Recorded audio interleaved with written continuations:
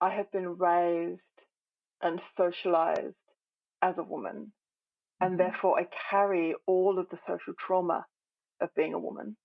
Mm-hmm. And I carry for me personally, I carry a lot of the ecstasy of being a woman as well. I Mm. worked really hard in my life to combat my shame around womanhood. Hello and welcome to the 50 Shades of Gender podcast. We get curious about all things gender, sex, and sexuality, as well as relationships, feminism, the inclusive kind, mental health and kink, and all that makes us humans unique and diverse. From body positivity to body dysmorphia, it's all welcome here.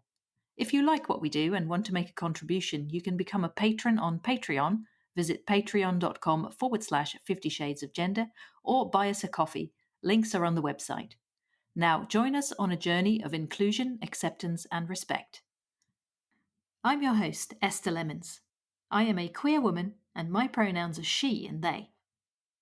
In this episode, I have a conversation with Fleassy Malay, a poet, spoken word artist, performer, and writer.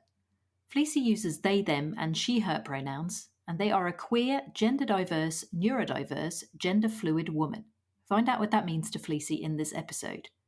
We also talk about embracing the validity of the phases we go through, belonging in both women's spaces and queer spaces, inclusive language and adding more nuance to conversations, internalized shame and being willing to confront our own conditioning, having observations rather than answers, how sacred rage can change the world, and playing in all the spaces. It was recorded on the 3rd of May 2022. Now let's get into the episode. Hello and welcome. What's your name? Hi, my name is Fleassy Malay. Hello, Fleassy. So tell me a little bit about your gender experience. You've given me some interesting labels. So you said queer is your most enjoyed term of all the ones that you've given me. Shall we start there? Yeah, let's go with queer. Yeah. I think I first heard the word queer when maybe I was about 11 or 12 when Queer as Folk came out in the UK, Mm-hmm. which I think was the original version. And I think I was allowed to watch it. I think I used to stay up late. And then once my parents had gone back downstairs, I'd like switch it on and watch it. Yeah. And there was something about the label, the term, that felt really inclusive to me as someone Mm-hmm. who wasn't a cis gay man, which is really what was represented mostly in Queer as Yeah. Folk at the time. And it was mostly the Mm-hmm. only kind of LGBTQI plus representation that you got on TV until Ellen came out, which might have been before or after that, but still, Ellen was the Mm-hmm. only other one, right? Mm-hmm. So for me, as a young tween who I knew at the time, I kind of came out to myself around 12, 13 years old as bisexual, or that's the term that was kind of given to me at that age. And the word queer, I didn't know about the history of it. I didn't know that it had been a slur. Just to me, Mm. it was just a word that felt like an umbrella term that could include me in a way Yeah. that a lot of other terms couldn't. And part of that was probably internalized biphobia. Mm. And part of it was also this feeling that what was described as bisexual at the time didn't really wasn't really my sexuality, because at first it was my Mm. sexuality, right, that related to queer. Mm. So Yeah. at the time, bisexual, people would say, oh, so you like boys and girls, would be the thing that would be said to me, and I'd say, I like people. I like people. It doesn't matter what gender they are. Now we have Mm. heaps of other terms, and the definition of bisexual has kind of grown and expanded and become far more inclusive. But there was something in me, yeah, that really needed a kind of more of an umbrella term. And as I got older, there was a fluidity that I noticed in myself, in my Mm. sexuality, and it was there in my gender, and I just didn't really know what they were. As a kid, I was, oh God, we hear this so much, the tomboy, right? So I was like the Yeah. tomboy kid. Yep. And it took me many years to really start embracing femininity, in the socially perceived version of that. Mm. Mm-hmm. It was only really in my late teens, early to mid 20s that I started to play with femininity and feel safe. And part of that, I mean, there's so much for me that we'll probably talk about later around societal gender pressures Mm. and the Yeah. reasons I think my relationship with gender has ended the way that it or is the way that it is.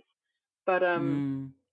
yeah, so as I kind of grew, the term queer I liked because it allowed for fluidity in my sexuality expression. But as Mm-hmm. I got older and started exploring gender, which really has only fully emerged in maybe the last 5 years, living in Mm. Melbourne, having gender diverse lovers, Mm-hmm. having a lot of gender diverse community around me, and having the conversation around gender diversity be so much more prominent has Mm. given me permission and space to really explore myself, which is Mm-hmm. great. And I think that queer for me gives space to my fluidity. It doesn't put me in a box. And then when I change, when I drift out of that, because I will, people don't turn around to me and go, but I thought you were this. It's like, no, I am. Yeah. And I'm Yeah. also Yes, this. and yeah, Yeah, exactly. totally. Yeah, I can relate to a lot of what you're saying, actually. I was always a bit of a tomboy when I was younger, and I kind of discovered this, like, just like you say, attraction to people. I don't care what their gender is or what body parts they have. I'm just like, people, people, it's fine. It's all good.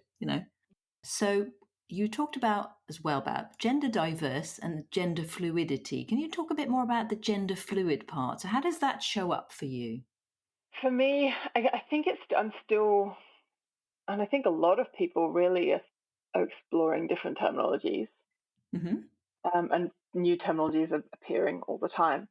And for me, gender fluid works because who I am every day feels different and what I feel comfortable in expressing.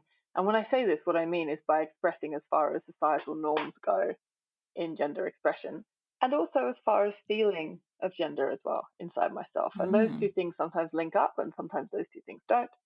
Mm. But it changes and it changes daily and sometimes it changes over years.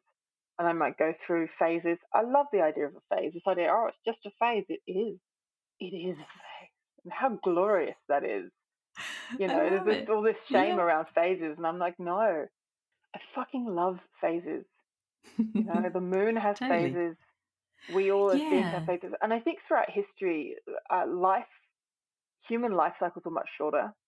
And I wonder if the concept that you would be something for a period of time and then change was looked down. Maybe, I don't know, maybe it was looked down upon socially because you only had a few years to kind of define who you were, do your thing, Mm. finish up and die. Like that was your role. And if you Yeah. did something and gave all your conviction to it and then changed, that maybe, I don't know, but my brain wonders that. And I think now our lives are Totally. so long, it's impossible to think we'd ever be one thing for the whole journey. That is so Um, true. And people the say, work, oh, it's just a phase, as if it's then less valid. You know what I mean? Like, why exactly. would it be less valid? Such a good Yeah, point. that's like saying to me, oh, your teenage years are just a phase. Yeah. And who I am in my teens is going to be different to who I am in my 30s. And who I am in my 30s is going to be different to who I am in my 60s. And that doesn't Yeah, make any of those time periods irrelevant. It makes them part of totally. the makeup of who I am. And so my fluidity, my facial, is that even a word? My facial, let's take it, my facial Yeah. identity is that Yeah. there is absolute magic and validity in every single version of who I am and how I show up. And Yeah. I love also, it. I'm a double Gemini. I'm gonna be popping out at every angle because there's that part of me as well. If we believe in, we're gonna go with the whole the astrology thing. I love Yeah. that concept, and I think that's I've always Mm-hmm. really identified with my astrology because of this Mm-hmm. multifaceted experience that the Gemini um, Mm. archetype kind of represents. Mm-hmm. And Yeah. I love that about myself as well, this kind of Gemini or Mm. mercurial, I think is the word, really, the mercurial Okay. nature. So, yeah, for me, that's what fluidity, and it also, in the same way that the term queer, it gives me that freedom to be who I Mm-hmm. want. And Yeah. someone can't come up to me one day and be like, what are you doing wearing a dress? I thought that you were non binary. And I'm like, yeah. And also, Mm. yes, and, Yes, yes, and and, yeah. yes, and. Yeah. Yeah. It's so like, especially like societal, gender roles and all that nonsense. It is very, very like, yeah, it's either this or that. That's okay. That's not. That's weird. Why do you not, conform, Mm. conform, conform? Yeah, so I'm just looking at the labels you put in your email. So there was queer, there was gender diverse, neurodiverse, and gender fluid woman. So Mm. yeah, so So you gender still fluid woman. resonate. Yeah, you still resonate with the word woman. So where Yeah. does all of the woman fit in with the fluidity and the non-binariness of it all? Well, for one part of it, I have been raised and socialized as a woman, and Mm-hmm, therefore I carry all of the social trauma of being a woman. mm-hmm, And I carry for me personally, I carry a lot of the ecstasy of being a woman as well. I mm, worked really hard in my life to combat my shame around womanhood. mm-hmm, And when I started to really accept that more fluid side of myself, and I'm still in this now. I'm still working out my relationship with gender, with womanness, mm, with mm. fluidity. So this is all, Yeah. I'm still deep in it. But I spent over a decade, I spent the last decade creating women's spaces, running women's events, speaking at women's events. I went viral for a poem about women's rights. I've been fighting Mm, for women's rights. I've been advocating for women's rights for so many years. mm, The concept to me, just because I'm now able to name that part of me that is fluid, means that I have to denounce the part of me that identifies as woman doesn't feel right. And I think some mm-hmm, people are really challenged by that. And I'm challenged by it as well, because when I go to mm-hmm, some women's spaces and the languaging hasn't been worked out, and maybe there's a really exclusive language used, or maybe there's mm, transphobic language being used and things like that. And I'm sat there trying to work out, where do I fit in this? Where do I fit mm. in this world, in this Yeah. realm? But I fit, and I know that I fit and I belong, and I know that I belong, even if the languaging used around me is, Mm. even if people are still working out the language, which I think is what mostly it is people just, there's Yeah. ignorance and there's learning happening. That's Mm-hmm, what I like to hope it is. And then also watch that part of me that's constantly looking for mistakes mm. and Looking trying for to mistakes. nitpick for mistakes, because part of me goes Mm. to women's spaces and I'm nitpicking and trying to Yeah. find reasons that maybe they're getting it wrong. And Mm. and so I have to really watch that part of myself, because I don't think it's helpful for me always, Mm. Okay. and with my relationship to my own gender, to just be, when I'm in women's spaces, allow the part of me that really does find absolute joy in those spaces to exist and to thrive there, because Mm. what happens is that other part of me tries to step in and like rip it apart, and I don't know if that helps me. um Mm. so Yeah. yeah, this is kind of where I'm at the moment, is this. And for a while I started to wonder, well, are women, like, should I be running a women's event? Mm. And if I am running it, should I maybe open it? How much do I open it? Who do I open it to? And this is still something that I'm still looking into. And currently I Mm-hmm. swing back and forth between yes, no, yes, no, yes, no.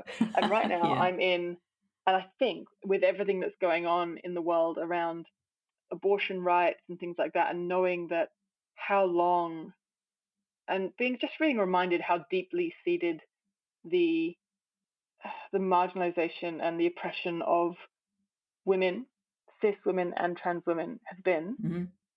throughout history, how deep that is. The memory that Yeah. women's spaces that are for women, people who identify as women, is so Mm-hmm. important. Yeah. And I do, because I have this foot in multiple realms, I still belong in those spaces. Other people might not feel Mm. like they belong in those spaces, and that's also okay, Yeah. and be like, okay, that's Yeah. okay to have spaces that, because we also need to. So it's like, yes, and yes, we Mm-hmm. have these spaces for people who identify as women, and I can also make spaces for the other queer side of myself, Mm. the more the gender fluid, the part of me that is not at home in those spaces completely. and Mm. and I can create Yeah. those spaces as well, and it doesn't have to be one or the other. It can be both, and it doesn't Mm-hmm. have to be both in the same space. It can Mm-hmm. be, but it also cannot be. And just giving Yeah. myself that freedom to explore and create, because I think I was beginning to feel, and I think part of my contraction around it all was less to do with what I felt and more to do with what I felt others thought I should do as someone That who's makes so much gender sense. fluid. Yeah. So what Yeah. a fear of upsetting, fear of excluding, fear of not fitting in, fear of not belonging. Anyone who exists within the LGBTQI plus kind of spectrum would understand that fear of not belonging. And once we found a community, the fear of losing that Yeah. is so deep. It's so deeply ingrained. Yeah, absolutely. Yeah, so that's been a big part of the journey I've been on recently. But I do really, and then of course there's, when we look at femininity and masculinity, which is so separate from gender, and so about expression and presentation. But there's been so much I've had to unpack in my life around expression and shame, whether that's shame of femininity or shame of masculinity. And at the moment, I'm finding a lot of joy and ecstasy in those spaces, in all of it, because I think Yeah, I've I given love that. myself this freedom. Yeah, yeah. See, that makes sense because I'm also in a place where I'm like, woman, what does it mean to me to be a woman? Is that really who I am? What is that? What is that about? So I'm also in a place of like, I'm not sure. I'm trying to figure it out. And then also, like, I can recognize some of the doubt, like being in certain spaces. Is that okay? Does that feel good? Like, how are others perceiving me? Like, if they know this thing about me, will they still see me in the same way? Because for one example, I'm going to be a guest on a podcast that's all about, it's a platform for women. And all of a sudden I'm like, am I okay in that space still? Do you know what I mean? Like, yeah, all the doubts sort of come up. For me, if Yeah. I'm going to a women's event that feels like Mm, it's their choice whether or not I belong, that's not an event I want to go to. If it's a women's mm, event, like the one that I create, where I say, this is a space for women's voices, for women, and also for gender diverse people. And the term that I'm currently using is for gender diverse people who have woman within their spectrum, their gender spectrum, whatever that looks yeah. like to them, no matter what they were assigned at birth, no matter what they were socialized as. If woman is within your gender spectrum, this space is for you. Now, Yeah. I'm not going to go to someone and be like, hey, I've looked at your bio and you use they, them way more than you use she, her. I'm sorry. Get out. That's not my place. Yeah. Absolutely not my place. Yeah. Yeah. I set the flavor of the space, and it's up to other people whether it's their flavor or not. And Yeah. and in that, I do my best to make sure that I uphold respectful language, respectful treatment. That is my responsibility as a space holder, but it is not my place, my responsibility to ever tell anybody else whether or not their identity fits in my space. That's on them. Yeah. That's a great distinction. I love that. Yeah.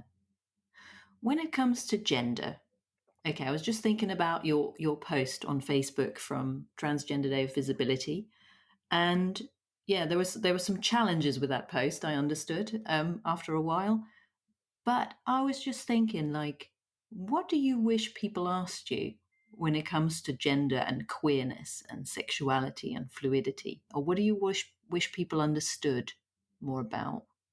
That's a great question. My first response was, I wish they asked me. My brain was just like, nothing. Stay out of it. But actually, that's not true. That's just my defensiveness. Um, Mm. I wish people asked my pronouns more Mm. often. Mm-hmm. I think I feel really affirmed. And actually, when I get they, them pronouns, it's not even necessarily my gender that feels affirmed, just my identity as queer that feels Yeah, affirmed. that makes sense. And that is really great for me. It's like my whole, it's not like this segmented part of myself, which I know they, them, the pronouns relate so deeply to gender. But Mm. maybe as someone who passed so long of my life as cis and straight because of the way I Mm-hmm. presented or because of who I was dated or whatever else, Yep. Yep. having people use they, them pronouns for me casually, without making a thing of it, casually, Mm-hmm. is so affirming, Mm-hmm. which I love. Yeah. Um, I mean, aside from people trying to have blooming conversations with me about how they, them is plural. I don't really know if there is anything, just that it's all okay. I wish they knew that about themselves rather than me. Yeah. Yeah. I just Right. wish, or about the world in general, that it's okay to be mercurial, that it's okay to be mercurial, and you can do that, and it's okay for somebody else to be mercurial, and they can do that, and that my worth is not defined, and their worth is not defined by how they present or how they identify at Mm. all.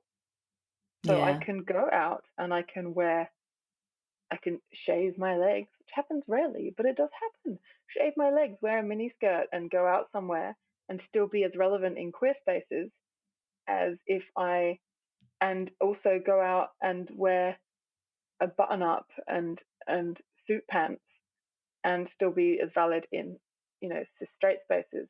And that Mm-hmm. mercurialness and that it is doesn't mean I'm being a different person. It just means I'm Mm. being myself in different forms. Yeah, I love that. Yeah. Yeah, so you talked about pronouns a little bit as well. So when did you talk about, yeah, would they then pronouns feel to you? I mean, I've adopted a she they approach. I've added they, like as in a she plus. Yeah, and there's something about being seen as more than just your gender or your body parts or something. Like there's something in it. I don't quite have the right words for it myself yet, I feel. But yeah, there is just some extra acknowledgement in there that I feel is Mm, important. And also, I like it when people use it interchangeably in sentences, because mm. it confuses people a little bit, but I don't think that's necessarily a bad thing, you know? It's an interesting Yeah. one. I also Mm. use she, they, or they, she, depending on Hmm. my mood on the day, which way Yeah. around it goes. I have a pair of earrings, the one's is they and the other's is she. And Oh, depending cool. on which way I'm feeling it, I put them on different ears. So people read them either they, Ah, she, or she, they, which I don't think anyone I notices, like but that. I do Yeah, that. yeah, yeah. Totally. Um, Love it. and interestingly, on that thread, I think it was done in a really transphobic way, but there was Mm. something that the person was getting at around. And I think if they pitched it as a question, it would have been Hmm. completely different. But the Hmm. concept of inquiring in myself, as someone who was raised and socialized as a woman with all the shame, that if Hmm. there is misogyny in, if my choice to accept this gender fluidity in me is actually coming from a place of shame or fear or resistance to the identity of woman. And I Mm. think that that's a really, really important question for me to ask. The woman part of me has to ask that, Hmm. whether or not that's something anyone else has been through or not. For me, I have to ask myself that because I have been conditioned to hate myself by Hmm. society. And Yep. I see that part of myself, but I Hmm. don't think that is linked to my gender identity. Mm. Yeah. And I think Yeah. that, and it's such a risky thing to talk about because it can so easily become incredibly transphobic. So I don't think Hmm. it's a place for a cis person to turn around to somebody who's gender diverse or gender fluid or trans and say, you're just doing this. It's got none of Mm. their fucking business. Mm. But it is my place for me personally to question myself on that and to Yeah. unpack that because the feminist in me and the in fact just the human in me has to make sure that societal conditioning and shaming isn't playing out in unhealthy ways in my life. And I Mm. absolutely have looked at that. And still I am a gender fluid woman. If you look through that, Yeah. I've looked at it. I'm Yeah. like, Yeah. yes, I see that. Yeah. Yes, this stuff plays out, and it actually plays out in every single thing that I do. And you know what? Mm. Part of me is like, even if that is true, that's also still valid. If Mm. part of me is struggling with my gender because of the way I was raised, well, isn't that what everybody is doing in their own way? Aren't cis men Mm. struggling with their gender because of the way they were raised? Absolutely, they are. Totally. You Yeah. know.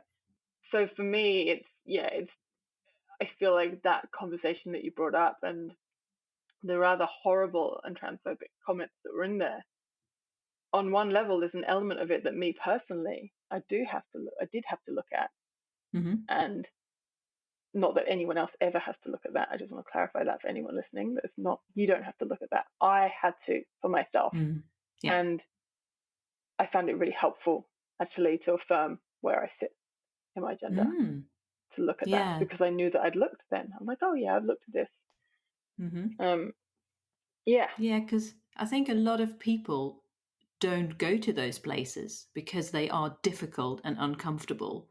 And it does confront us, like this whole journey that I've had with my podcast and meeting a partner who's trans and non-binary, and now another trans partner as well. I've been like, it's really opened my eyes. There's so many assumptions we make, and it's all based on how we're brought up and conditioned. And there's so much like internalized stuff, internalized misogyny and how that shows up, like how a woman's supposed to be. And this whole thing about, one of the big realizations I had was like this whole obsession with women being skinny, which is something that we police ourselves and others for. It's all to do with like, oh yeah, we shouldn't take up too much space, and it's like, oh my God. And that's like, when you open up that can of worms, it's well and truly like, yeah. It's really interesting, this internalized conditioning stuff. Yeah. Because looking at that question I had earlier of like, okay, so I run a women's event. Maybe I should be making it more inclusive, to the point where I was like, well, maybe it should just be for anyone who identifies as LGBTQI+. I kind of started to like really open the gates up. And absolutely those spaces deserve to exist. But is that what this event that I've been running for a decade now, is that what that is? And the truth is, that's not what that is. It's not what it was born to be. If I want to make that space, I can close up this project and start a new one. But this one here is its own project, which has always been a space for the experiences, centralizing the experiences of women, right? Yeah. And yet so when I was working with another poet recently, Gabriel Jenny Jones, and I was talking about opening it up, and she said, Fleassy, she said something around your internalized feminine desire to, or feminine expectation or something, to be incredibly inclusive and to make a space for everyone. And I can't remember the languaging that she used, but basically, I took it as a real calling out on that part of me that has been trained to please, to people please constantly. And no matter what I identify as now, that internalization is there. It's been drilled into me, and it still plays out in my life. And it was such a beautiful realization. I was like, oh, thank you. Yes. Like, thanks for calling that out in me, because I need to be aware of those things. And absolutely, I can make inclusive spaces, but am I doing it to people please? Am I doing it because of fear of belonging or not belonging? Am I doing it because of worth, a sense of, am I worth less if I don't do that? Will I be viewed in a certain way if I don't do that? Or am I doing it because this is what I feel called to do right now? And those are two very different things. Totally. Yeah. God, the people pleasing, I can so relate. It's something I'm, working on at the moment as well. Like, and recognizing these patterns and like, holy shit. And yeah, I've just had my 50th birthday, and I've just been learning about, like, it's been a journey of the last few years, which also like having therapy and, unpacking all this baggage that I have as a woman, and having been socialized as one is definitely a big part of it. And interacting with gender diverse folks as well. And it's all so connected and interlinked. And I think one of the main reasons for people lashing out and being transphobic is because I think trans and gender diverse, non-binary people, they kind of almost confront us with all this stuff. Like, there's a different way here. And it's like, if you take the lid off it, what you're going to find about yourself and in yourself and about society is not going to be pretty. So I think that's why a lot of people just don't want to do that, Yeah, that's my theory anyway. I mean, for me, there's a whole thing of like, I haven't studied gender. I'm just going to put that out there for anyone listening. Neither have I haven't done gender studies. I've just lived my experience, and gender is completely made up by humans. Yeah. The whole construct of it is completely made up by humans. And that means there are rules, but there are actually no rules as well. Right. And so the Yeah. fact that there are people coming at this from a million different directions and coming to a million different conclusions makes sense. And some of Hmm. those conclusions are horrifically transphobic. And some of those conclusions are like pushing the boundaries of what we know and what we understand Mm. around gender. And Yeah. and to me, I may not agree with all of those opinions, but I can Hmm. understand why people are either confused or are perceived as being kind of revolutionary or any of these things, because Mm. there's actually, like, gender was made up by humans. Hmm. And that means that once we start to pull on the thread, things Hmm. start to unravel. And Yeah. and some people love unraveling. Some people love Hmm. the feeling of things like that unraveling, and some people fucking hate the feeling Mm. of the world that they understand around them unraveling. That I can Yeah. understand. Yeah. It is unsettling to say the least, but also there's so much Freeing freedom in it. for others. Yeah. Yeah, there is though. But it's not an easy it's not an easy path to take. And what you're saying about gender roles and stuff makes me think about, colonization and indigenous identities and how things were before all that happened, you know? Mm, Because mostly people who were fluid in their either sexuality or gender identity, which the words at the time obviously weren't even a thing then. They were just people with this nature, this spirit, like in the Americas, you have the two spirit people, which is also a mm, relatively recent term, but like that kind of thing. And I think there was a fluidity and a role for people like that, and they were honored and an important part of their community and society and stuff. And then colonization happened and all that. So good grief. Yeah, and one thing I like about talking to Australians, by the way, is there's usually an acknowledgement of the land and stuff like that, and I notice it in the footer of your email. So, yeah. yeah, I live in Nam, which is Hmm. the land of the Wurundjeri people of the Kulin Nation, and it is. I really don't know much actually around gender, around the relationship of gender of Mm. the Wurundjeri people specifically. And Right. I can't ask, or, you know, how do Aboriginal people perceive gender? How did they perceive gender before colonization? How do they perceive it now? I can't Mm. ask that question, because that's asking of, hundreds of different peoples, hundreds of different Yeah. nations. There would Yeah. have been variations. There are variations, but I did watch a really interesting documentary recently Hmm. around, and I can't remember what it was called at all, but it was actually they were talking to someone who was Maori and Hmm. gender diverse, and Oh, how there actually was a place for that in Maori yeah. culture. Yeah. So I'm still, like I said, I'm still really on a learning journey, and as Oh, a totally. white colonizer on this stand, I'm a first generation settler, so I literally am colonizing and moved here, and now I live Yeah. here on stolen Yeah. land. And so Hmm. it actually is actually my responsibility, I think, to research more into that. Mm. Um, Yeah. yeah. Yeah, totally. I think we all should do that, really, know more and look into it more. And yeah, totally. I was just thinking about the poem you did, which is one of your very popular videos about. It's called Witches, Mm, and yeah, I feel like all this talking about gender and fluidity and sexuality and gender roles and like feminism, obviously becomes part of that, and like as a reaction to all those things. I mean, where did the Witches poem, where did it come from? How do you feel like, I don't know. I just wanted to talk about it, so I guess I'll hand it over to you. mm. Witches. I mean, Witches was written 5 or 6 years ago now, Hmm. and it came as I was driving to meet a friend, and the Hmm. lines just started pouring into my head. Wow. Now, about 3 days later, Tarana Burke's hashtag Me Too went viral.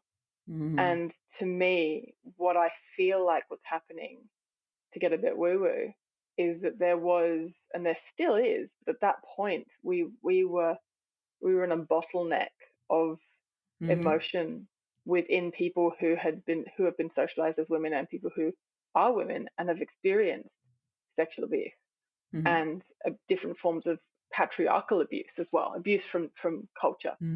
Yeah. And it popped out in various ways. One of those ways was, I mean, Tarana Burke had been using the hashtag since 2016. It wasn't a new concept. It had been around for a while. Yeah. And the fact that it went viral then, around the same time that this poem popped through for me, which also went viral when I actually made the video that you're speaking about a few months later.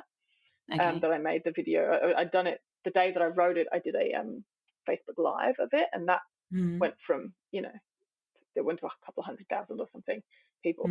That Wow. when I made that other video, it went to 3 million a few months later.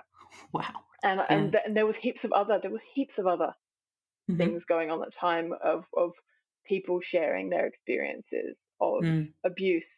And I think for me, Witches was on some subconscious part of myself, some biological part of myself, like talk about biological, like cell DNA understanding of the weight that comes from, for people who have been socialized and brought up as women, that is carried in that.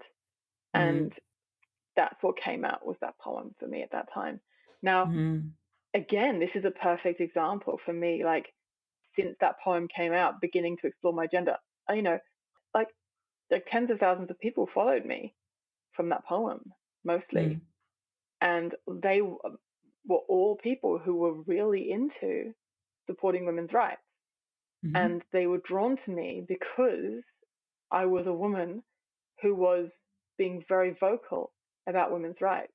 So the fact that, when I made my post a few weeks ago, that you referred to about my gender identity, I felt like when I wrote it, it would create a discord in some of those people, because there is a way they have perceived me as being this, strong, inspiring woman who's speaking up. And somehow me expanding my gender identity to them, showing them a fuller width of it, a fuller breadth of it, somehow ruins that for them. Yeah, it's like it takes it doesn't for away me. from the woman part. It's almost like it was like maybe they perceive it's weird, isn't it? Because I can imagine something like they see it as like 100% woman, and all of a Yeah. sudden, because there's a fluidity, like the percentage of woman goes down, and then it's almost like Yeah. not woman enough or not. Do you know Which what I it mean? doesn't. Like that. Yeah, It's actually more like, exactly. it's like I'm 100% woman, but I'm Yes, also and 100%.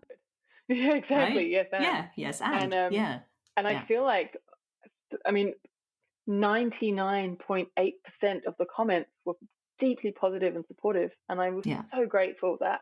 And I wonder if those ones that weren't were either people who just didn't know me and just came across that post, or that maybe there was a sense of betrayal in there, that somehow I had betrayed them by no longer being quote unquote 100% woman. And yeah, it's been great for me over the last 5 years since that poem goes out. Every time I share something around trans rights, or if I share something by a trans writer or a trans artist or a trans content creator, it kind of shows people the door if they're not into it. They're like, oh, maybe I Yeah, don't like it's a this good person. filter, right? Yeah, It's a good filter. yeah. Yeah. So yeah, so it's been a real. It's that line Oh. of the content creator of. It's that line of the content creator of going between being liked and being honest. Oh, And yeah. I've had to learn that if people aren't going to like me in my honesty, then Yeah. they shouldn't be following me. Yeah. And that is what I love about my followers, is that the 99.9% of them celebrate me in every single facet of who I am. That I can show up and I can look different every time they see me, and I will get told how awesome I look.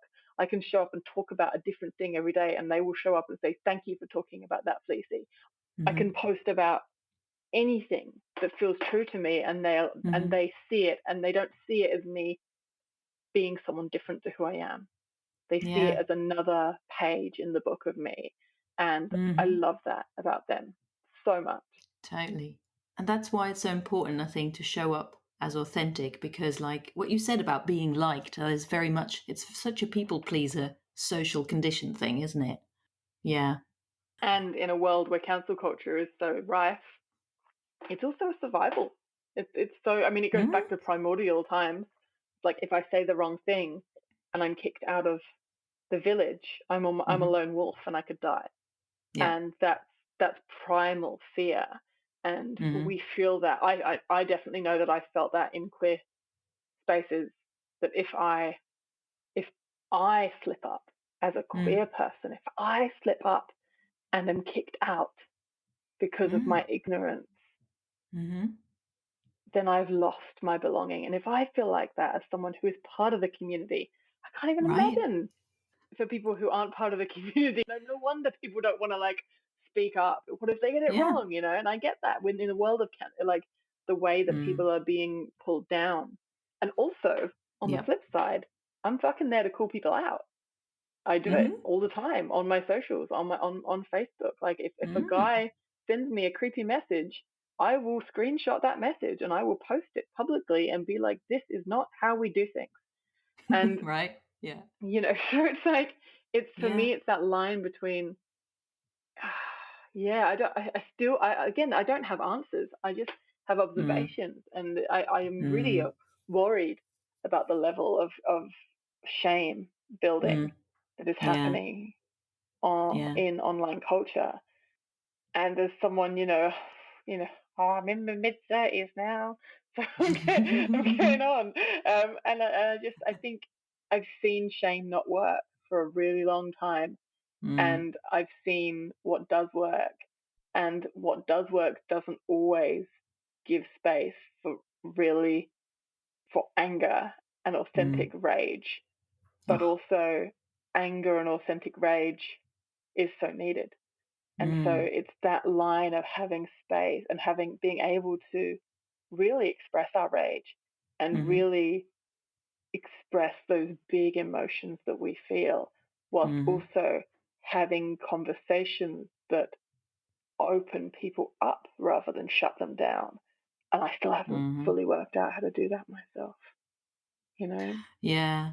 Yeah, that is so tricky. Yeah.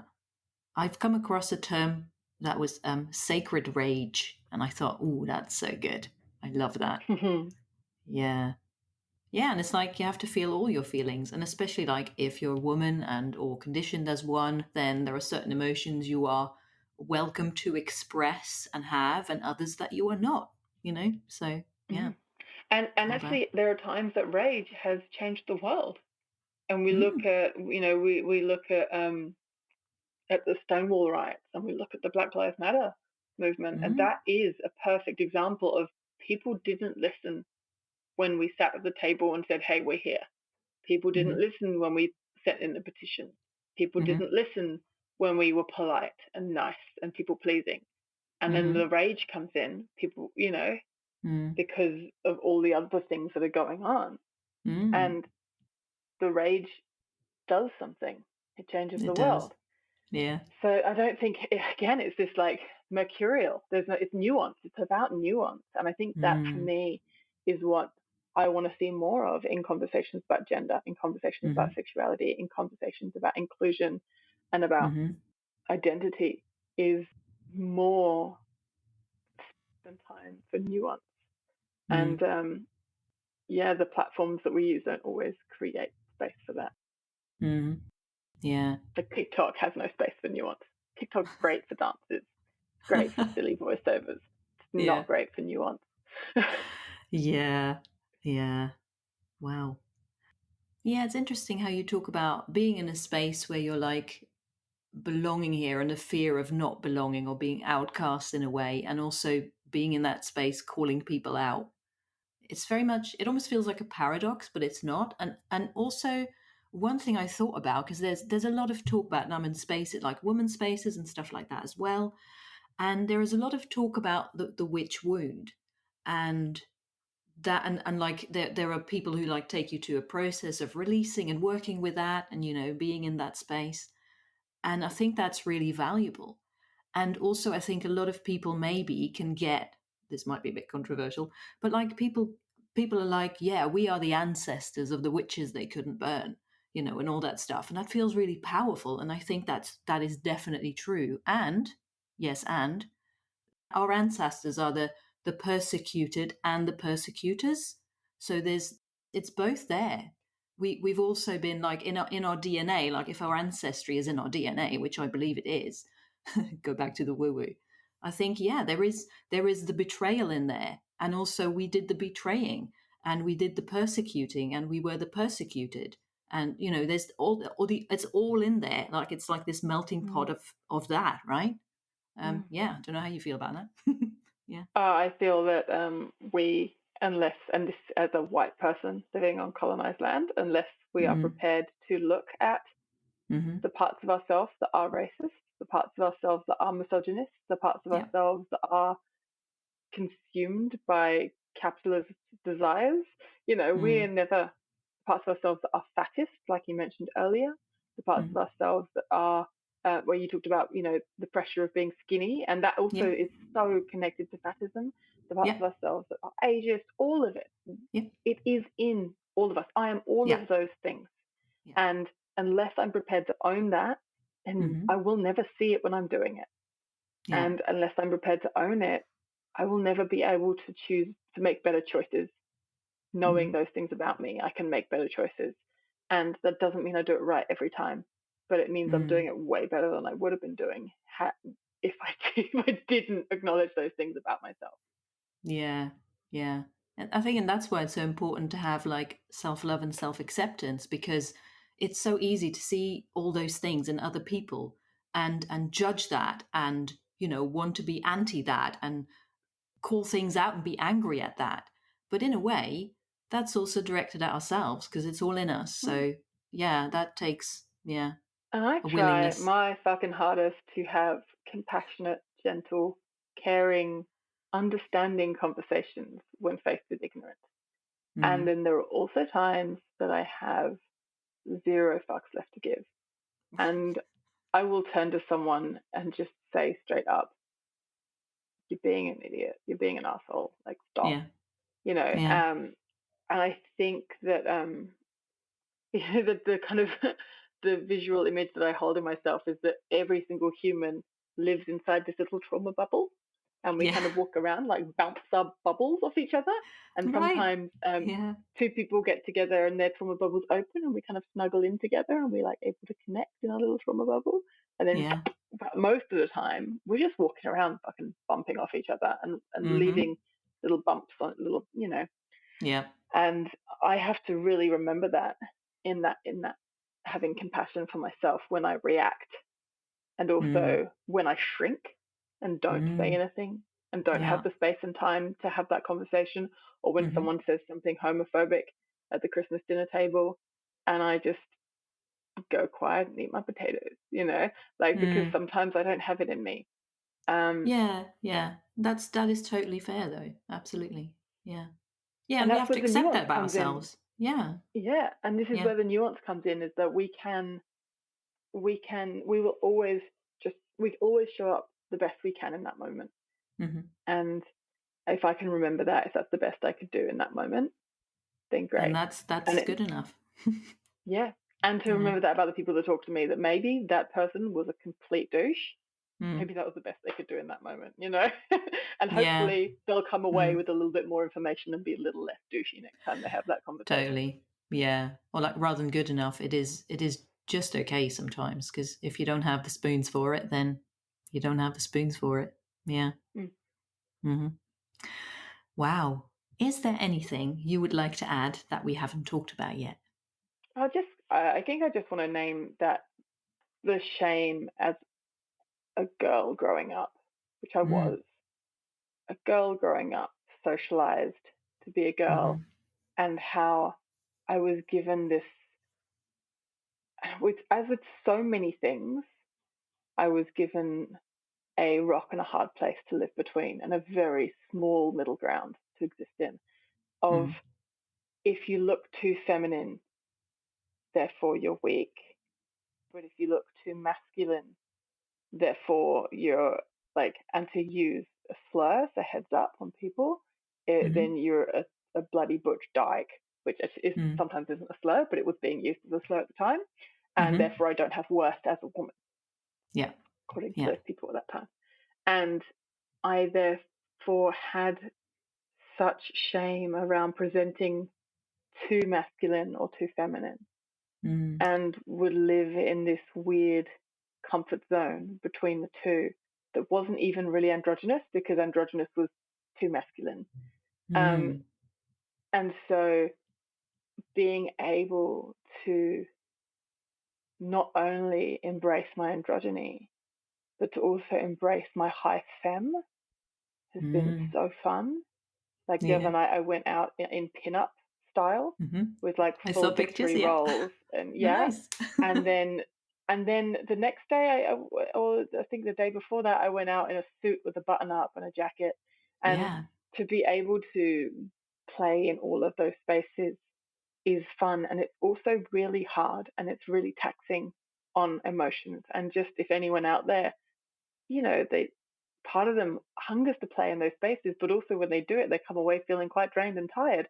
I think that's Mm. quite normal, because we are Mm. facing and unpacking so much of our own internalized stuff, as well as dealing with what's Yeah. happening around us at the time. Um, Yeah. So true. and Mm-hmm. and for me, I think lockdown was great because I did this series. I was Clementine Ford was doing these daily fashion prompts for people in Right. lockdown. We spent a Uh-huh. lot of time in lockdown here in Melbourne, just so you know. Yeah. I heard. Yeah. And Yeah. yeah, and so Mm-hmm. every day for months there was different prompts of ways to dress, That and sounds so I cool. some people did it very casually, and I Yeah. just went all out. I'd do like full drag king, or I'd go full high femme drag, put it on for 15 minutes, take some photos, be really playful with the camera, get in the Mm-hmm. shower, wash it all off, and go back to my comfy hoodie or whatever, like my track pants Nice. or something. And Yeah. it gave me a real place to play, and to play within my own euphoria. And I think my encouragement for others is to, not that you need it, but like if you want to hear some encouragement, is like create a space or find a platform for your euphoric exploration, that it doesn't have to Mm. define you. Every time you try something, that doesn't have to define you forever, that Yeah. you can show up and play, and you can play for Mm. 15 minutes and that's still you. That Mm-hmm. that that part of me that was there looking like a 90s boy band, that was still Fleassy, and it was 100% me. It wasn't me pretending to be somebody else. It was just Mm-hmm. me expressing another facet of who I am and playing with it, Mm. and me creating a platform for myself to do that by jumping on to Clementine Ford's kind of Mm. challenge was so helpful, and so Mm. yeah, euphoric for me. I got real permission. Wow. Euphoric expression. I love it. Yeah. I feel like I want to play now, but I think I need a new wardrobe. Yeah, and just find safe spaces. I think that's a big part of it. Like I Mm-hmm. kept, and you say you need a wardrobe. As we came out Mm. of lockdown and the op shop started opening, I had this hunger to like find button ups. I'd never owned a button up Mm. shirt, like a shirt, and I kept going to op shops, charity shops. Mm-hmm. Kept going to charity shops looking for shirts, and I'd go Yeah. to the shirt section and I'd kind of have a mild panic attack, and then I'd leave with some kind of long floral skirt, which I Right. never wear, and then I'd put it back in a bag and give it back to the charity shop 2 months Yeah. later. And so Yeah. it's like I would polarize. I'd go in Mm. trying to explore my more mask self, my more mask presentation, Mm-hmm. and feel so uncomfortable, not because it wasn't who I am, but because I didn't know what to do. I didn't know Mm. how. I didn't know where to start. I didn't know what Mm. would feel comfortable. So everything felt uncomfortable. And I'd Mm. freak out and I'd polarize to like uber femme and take that home with me and Mm-hmm. not wear that either. So Yeah. just to be okay. It's just that's normal. I just want to Yeah. normalize that. That Just like, that play. Yeah. I that guess. just because, even if you hunger, to Mm. express, there's a lot of talk on socials, especially in the younger scene, like the kind of people in their early 20s and late teens who are exploring moving out of their gender dysphoria and exploring other expressions that give them euphoria. And it just seems easy. It's like one day I'm in a dress and I feel crap, the next day I'm in a button up and I feel great. And maybe, I don't know, maybe when you're 19 that's easier because you've had a certain amount of time. Now when you had double that amount of time living, expressing in a certain way, maybe that transition isn't going to be that easy. Maybe it isn't that easy for those kids, but you just don't see that in social media as well, just to clarify that actually that there can be some shaky ground in between that doesn't necessarily mean you instantly find euphoria. I bought this button up and it's probably actually a woman's shirt, but I'm wearing it like tied up when I'm feeling more femme, and I leave it down and button it up and tuck it in when I'm feeling less femme, you know? And this is euphoric for me right now. This shirt is like giving me all the feels because I can change halfway through the day. Nice. What feels me, you know, more feminine or more masculine. And yeah, I think that's the last thing I want to say. Awesome. I love it. More yes and. Yeah. Totally. Thanks so much for sharing, Fleassy. Thanks for having me and asking. You can find out more details on the website at 50shadesofgender.com/Fleassy, which is FLEASSY, where you can also read the transcript, and you can find Fleassy on their website, fleassymalay.com. Further links are on the episode page. Thank you for listening to the 50 Shades of Gender podcast. You can find us online at 50shadesofgender.com, on social media, and on YouTube. Again, if you'd like to support us, please consider becoming a patron on Patreon. Visit patreon.com/50 Shades of Gender or buy us a coffee. Links are on the website. We hope you will listen again. Until then, stay curious and open-minded. Can you hear me gulping when I drink? No. There you go. That's okay. Glug, is that really gulpy for you, or is that okay? No, that's fine. We can both gulp. It's fine. Do I it at the same time. Because the microphones are so close to my jaw, and I'm like, can you hear me chewing? Yeah. Can you hear me gulping? I'm just going to check. Can I swear? Absolutely. Great. I fucking love phases.